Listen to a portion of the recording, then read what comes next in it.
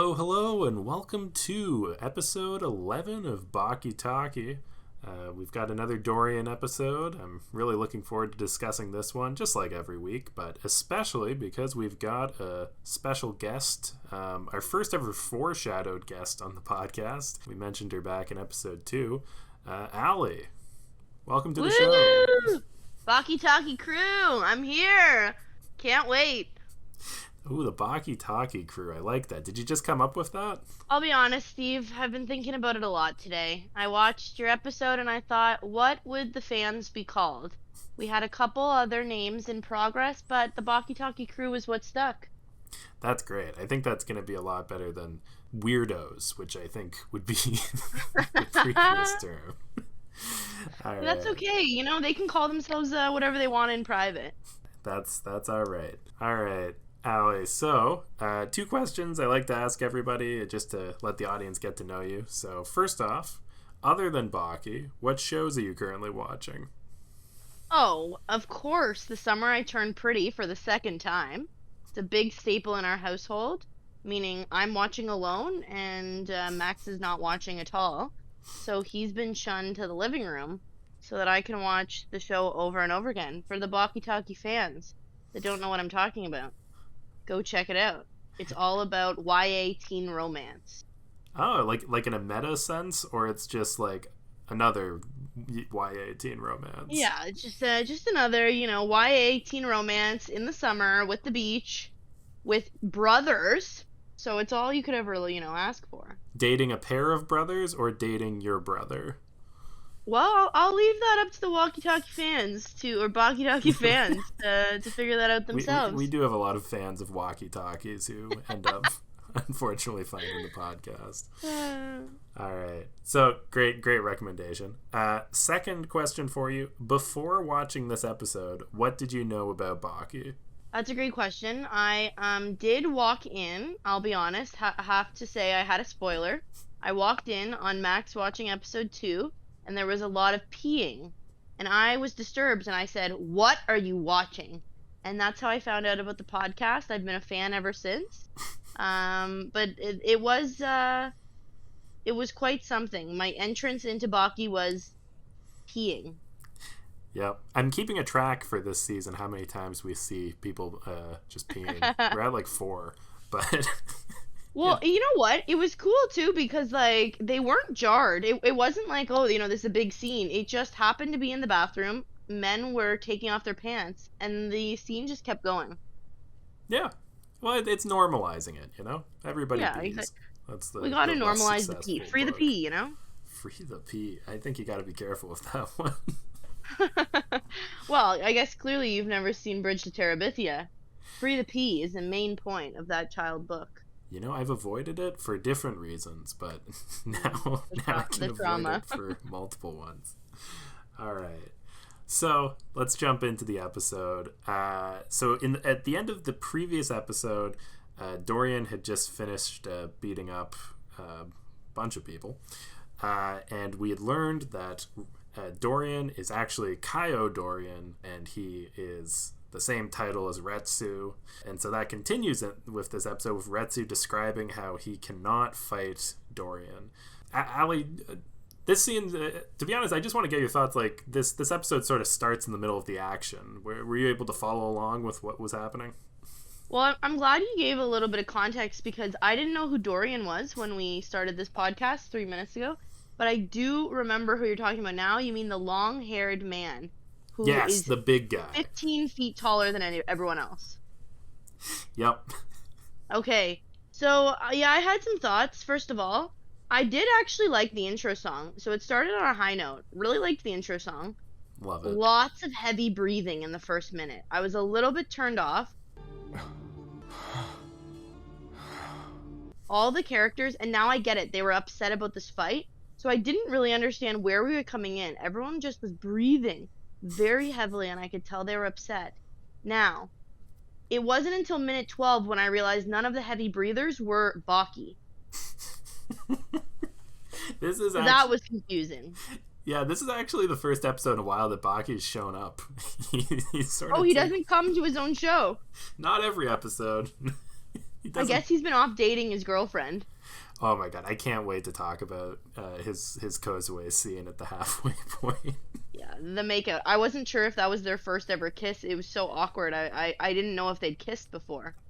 I think it was their first kiss, but it even giving them that, it was still quite odd.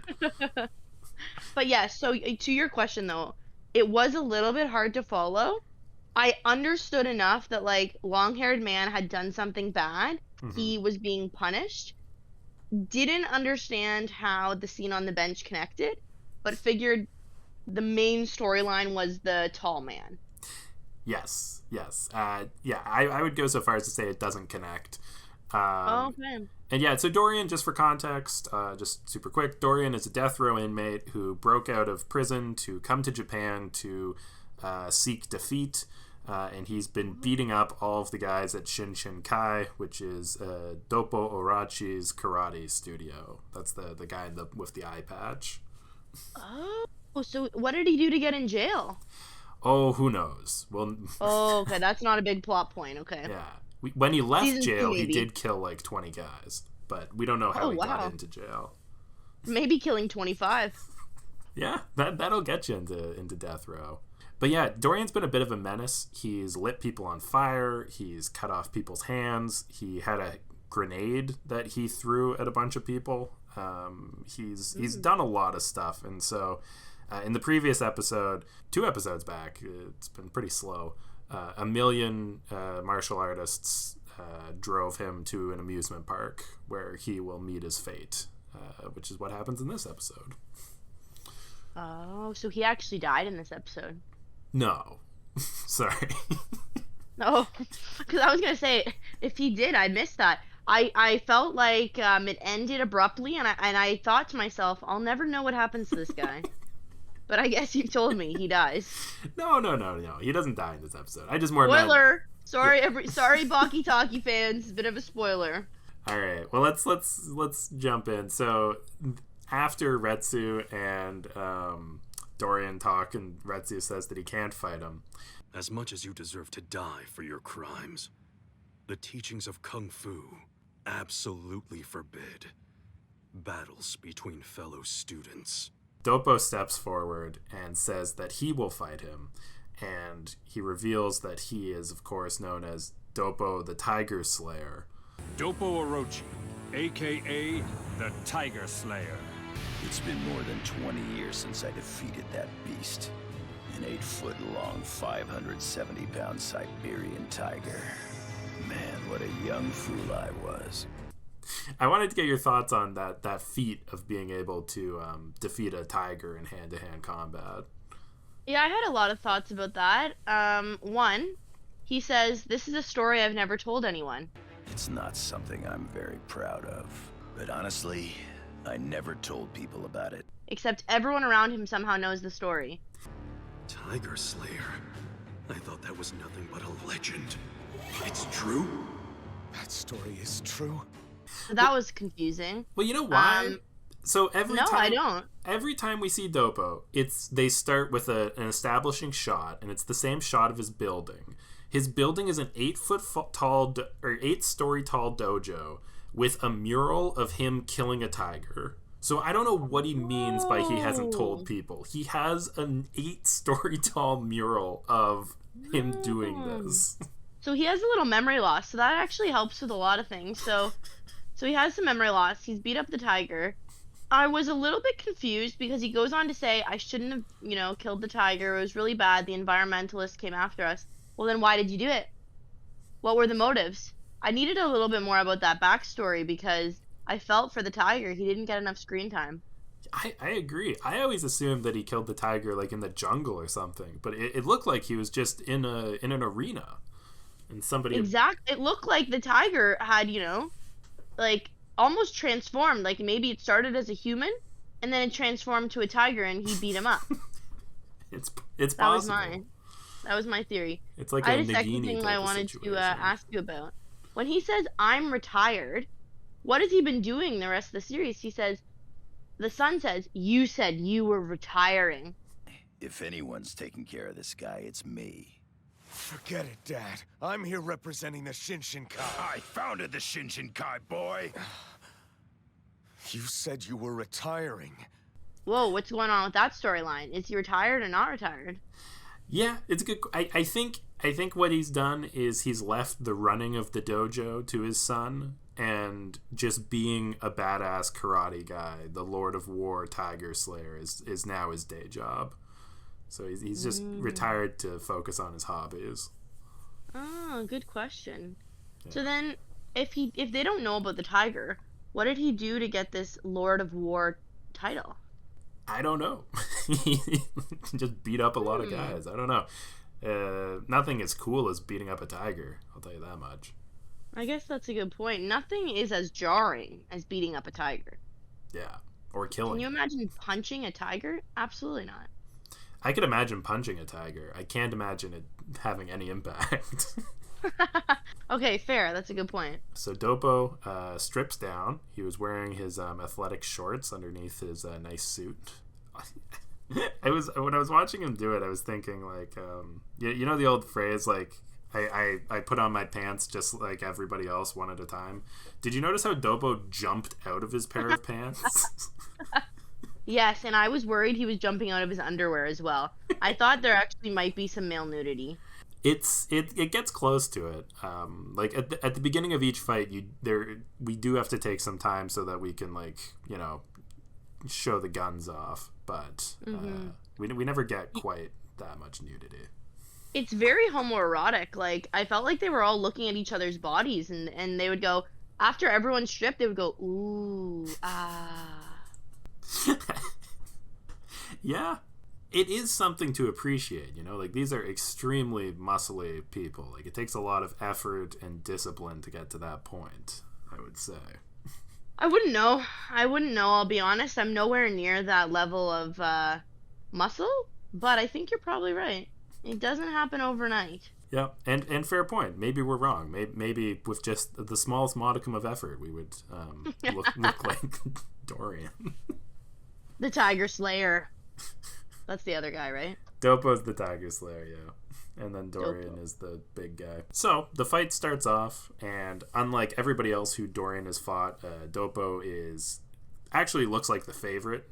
And we get a very fun reveal where Dopo punches him with his cast, because, he had his hand cut off in, episode 4.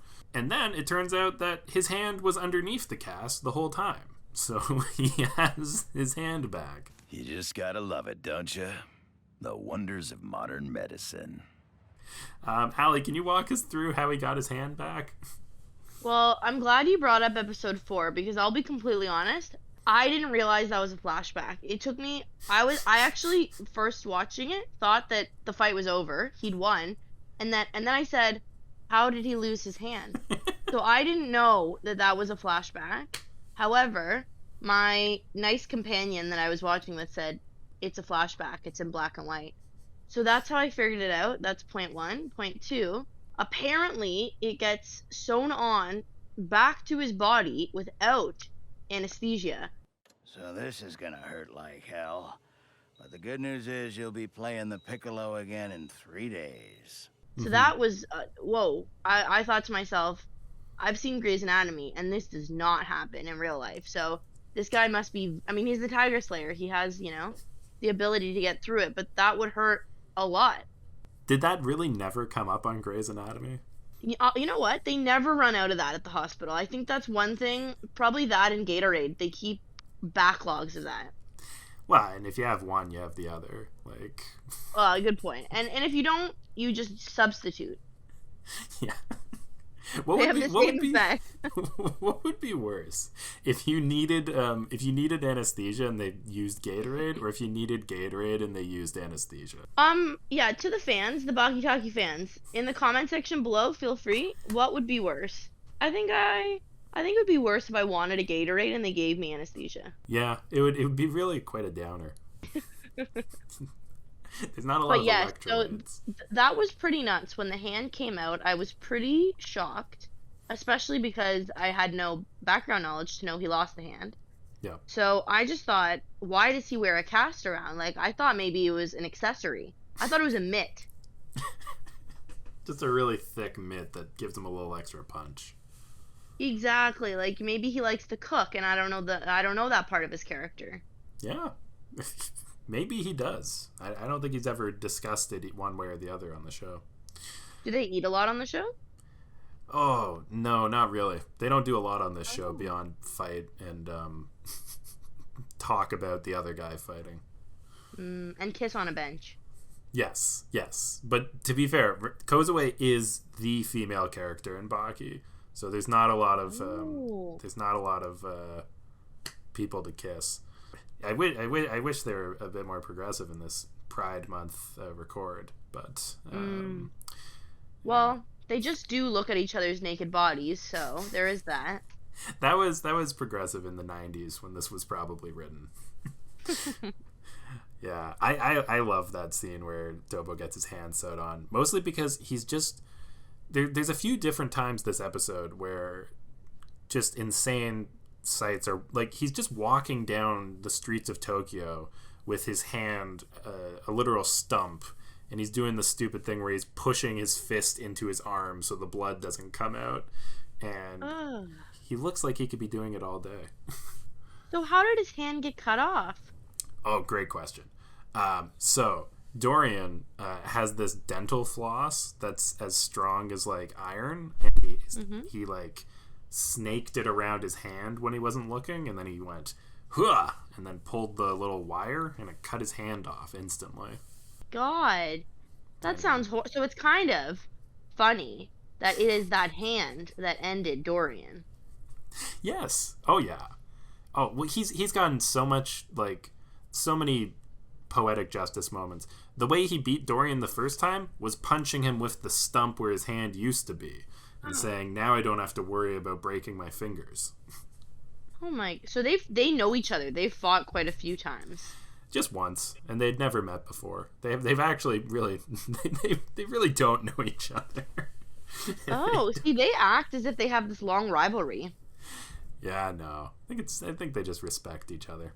Anywho, where were we in the story? The severed hand. Yes, and it got put back on. But there was one last part I wanted to talk about before we get into the romance subplot. Dopo says, "I'm going to use karate," and of course Dorian says, "Well, then I'll use kung fu." All right then.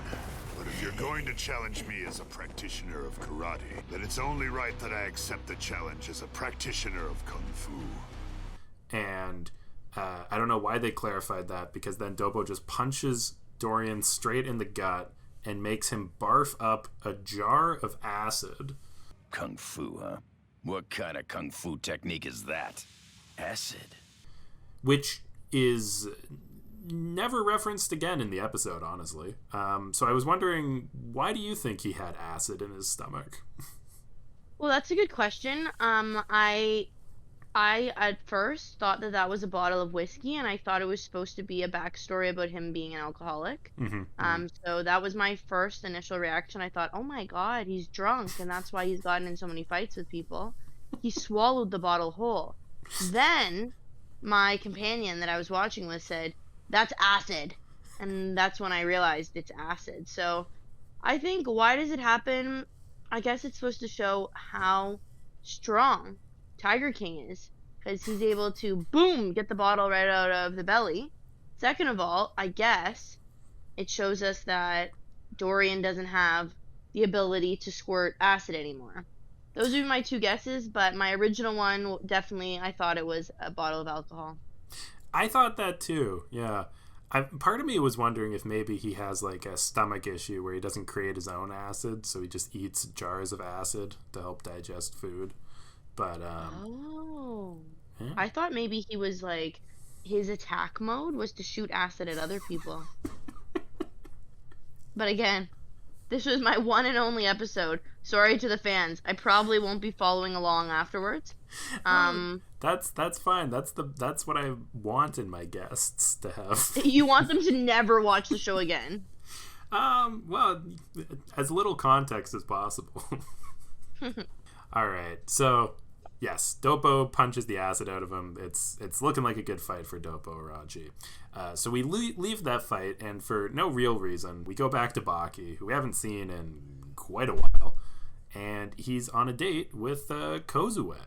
Man, the cinematography in this scene, it's just them sitting on a bench for the entire duration, and I think we get every possible angle of them, every zoomed in facial expression. We see the zoomed in feet walking past us. I think it might have, I think it should have been nominated for an Emmy. Well, I mean, I have to tell you, before this scene happened, I was thinking to myself, where is the romance? Where is the love?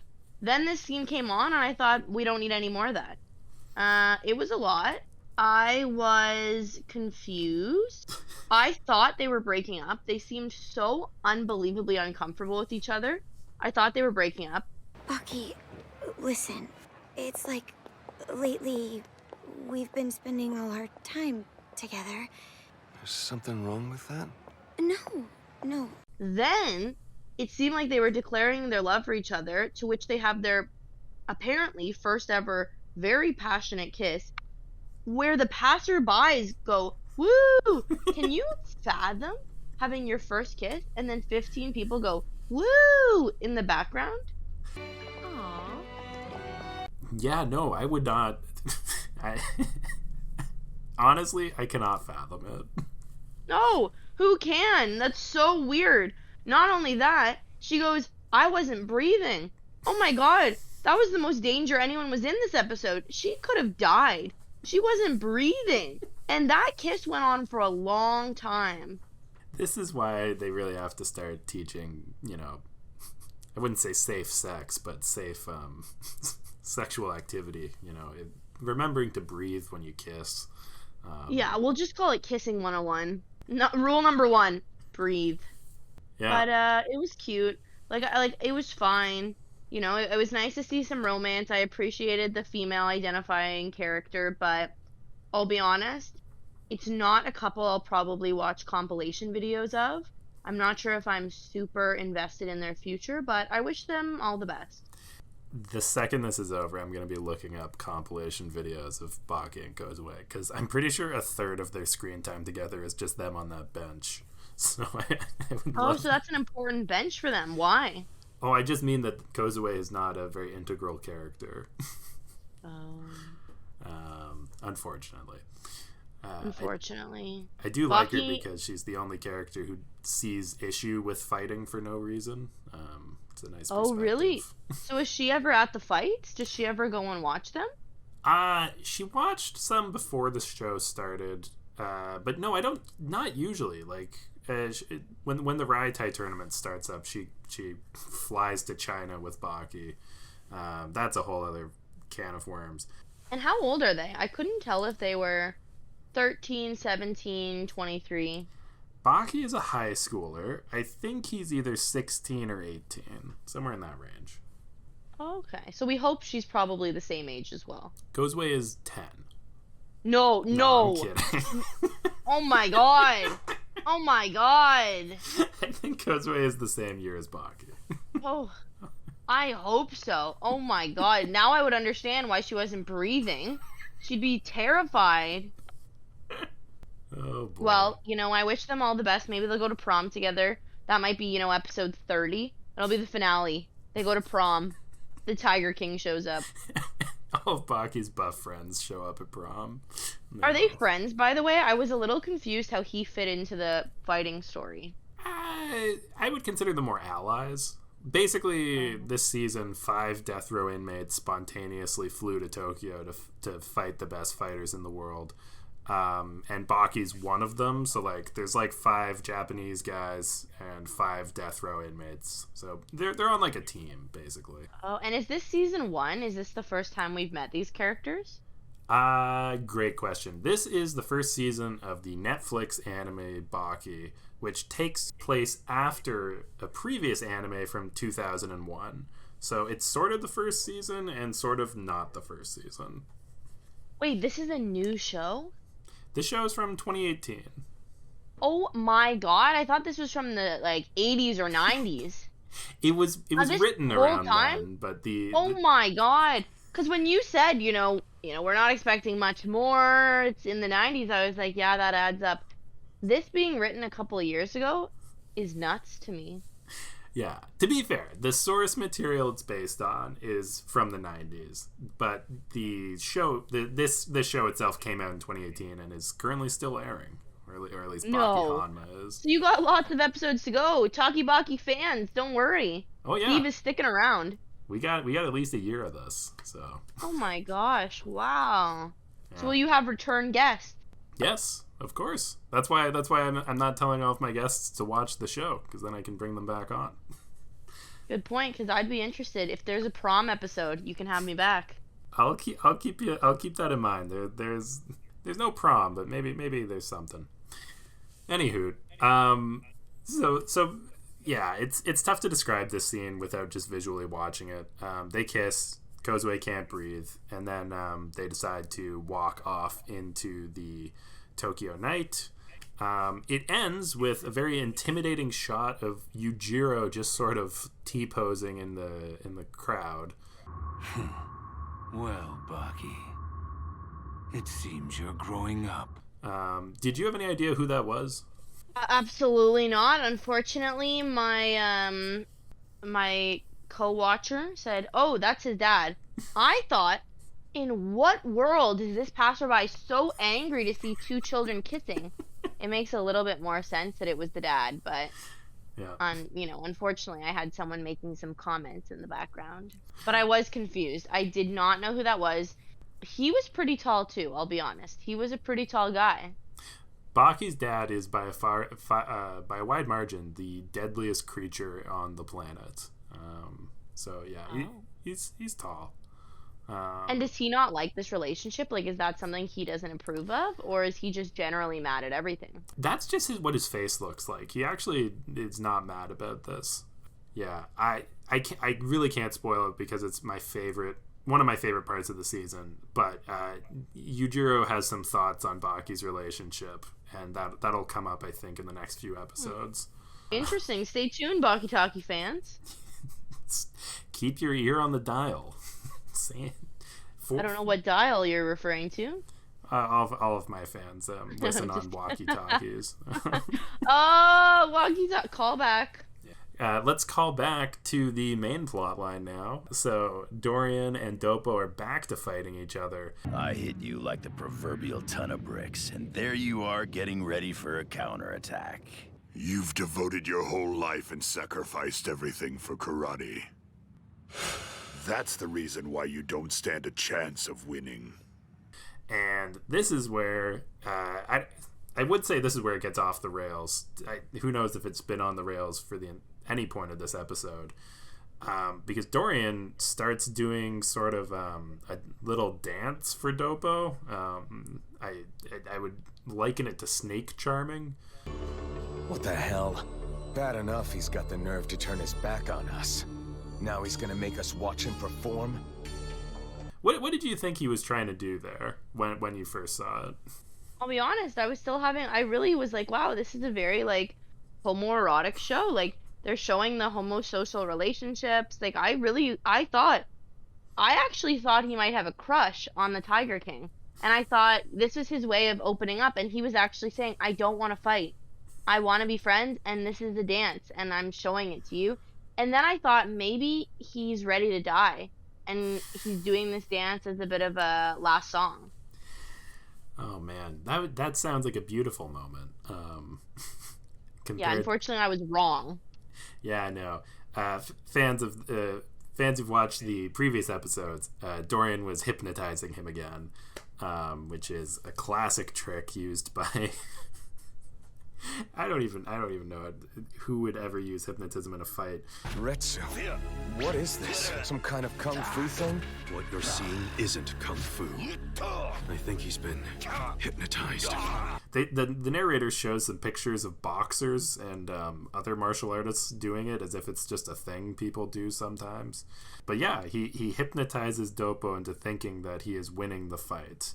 If you could hypnotize people by dancing, would you use it primarily in I guess what I'm saying is, if you had the power to hypnotize people this easily, like basically like a Chris Angel mind freak situation, would you go into a life of crime and just fight people, or do you think there's like a better way to use that power? I think it's pretty obvious there's a better way to use that power. You know, I can think of a couple things. More Reese Witherspoon movies. Let's get her going. Obviously, there are other good things you could do as well, but I think if I could hypnotize people, there's quite a few people I would hypnotize right now, fix some world issues, and then maybe get myself some free clothes. Wow. Selfless and also getting free clothes. Selfless and stylish, the way it should be. It's funny because, to be honest, I wish Dorian had taken that approach just so like he could cover up a bit, because he's showing off his huge muscly chest the whole episode. But unfortunately, the majority of the budget for this season went into this episode, and we get a lot of horrible CG rendering of Dorian and Dopo fighting each other. Oh, that's a great point, because again, that's why I thought the show was so old. That CGI was horrific. I thought, you know, it was pretty bad for 20 years ago. Learning that this was something that was created a couple years ago, that wasn't good. That looked like, it almost looked bad on purpose. It's extremely ugly, but the nice thing is, this is episode 11. I think the first season ends at episode 13, and then I think we are done with all of that horrible CGI stuff. They realized it looked bad pretty early on. They heard the podcast. Yes. So Would you hypnotize people? Would I hypnotize people? Honestly, I think I'd do the same thing as Dorian. I think I would fly to Japan and hypnotize the greatest martial artists there so I could taste defeat. Because much like Dorian, I've never lost in my life. And I think the only way to do that would be by hypnotizing people to give them the only way. Yeah. Exactly. Although I don't think you're giving them an edge when you hypnotize people. That's the difference between me and Dorian. I'd be hypnotizing them and telling them like all of the tips and tricks to use to fight me. Oh, so that's interesting. That makes it original. Yeah. I think I'm an original guy. You heard it here, folks. Baki Talki fans. I thought we were the Baki Talki crew. Oh shit! I keep calling it Baki Talki crew, but they're all your fans, you know. Interchangeable. You know, I've been thinking about when this podcast gets big enough and I can start buying some merch. Maybe I'll just buy like a Baki Talki crew shirt and it'll just say Baki Talki on it, and people will realize you're in the Baki Talki crew. Yeah, that's a really good point. And how will you distribute them to your fans?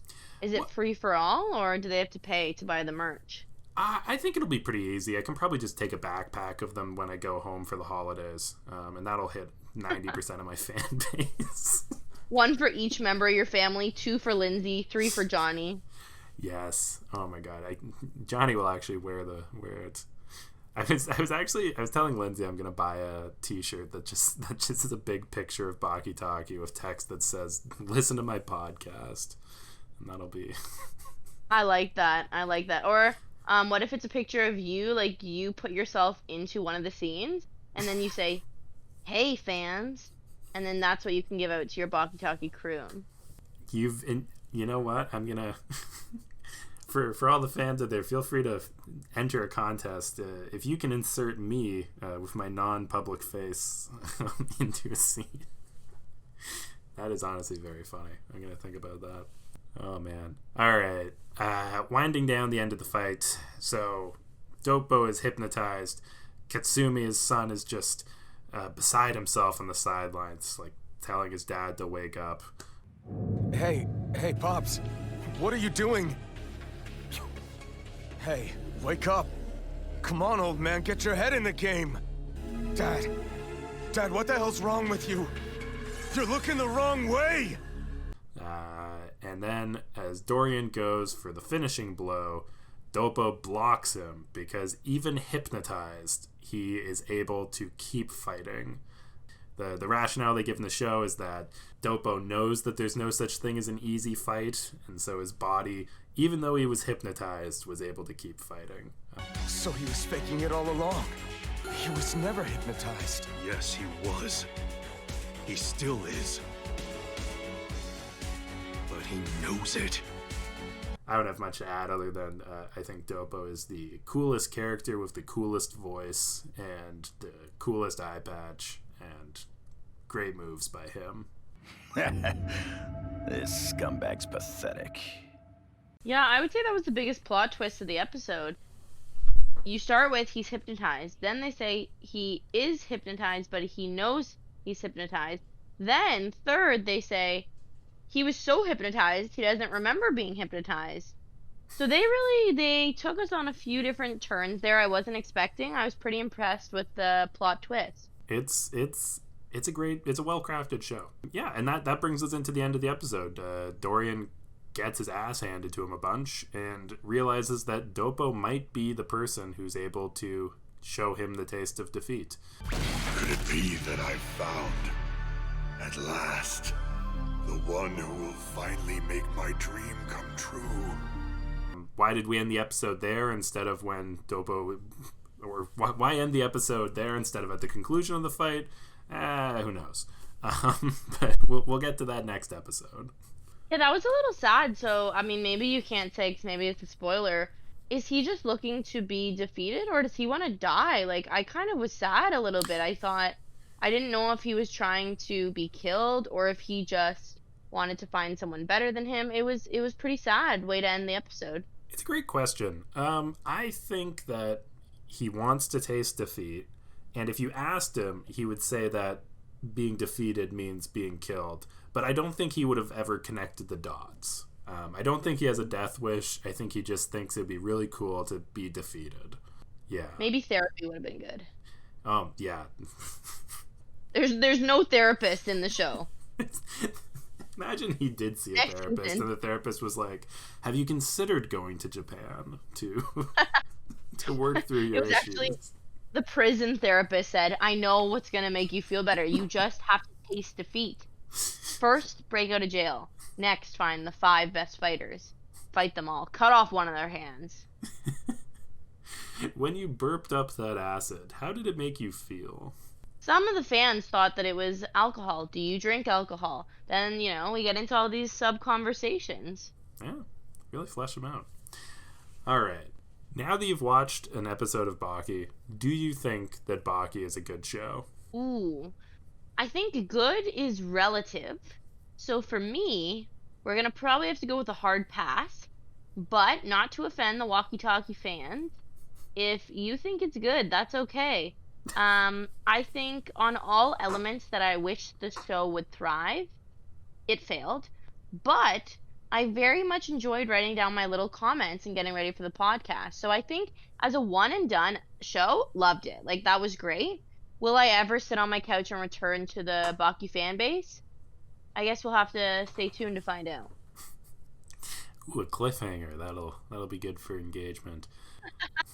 Remember, if you want to find out if Allie ever comes back on the show and watches another episode, make sure to follow, like, and review. Yeah. Thanks for coming on the show, Allie. This was a blast and a half. If you want to keep on listening, make sure to, as I said, subscribe, because the end of the Dorian saga is just around the corner. Spoiler. Yes, spoilers. And yeah, that's all the Baki we've got to talkie. So until next week, see you later. Bye, Baki Talki fans. It's the Baki Talki crew. Friday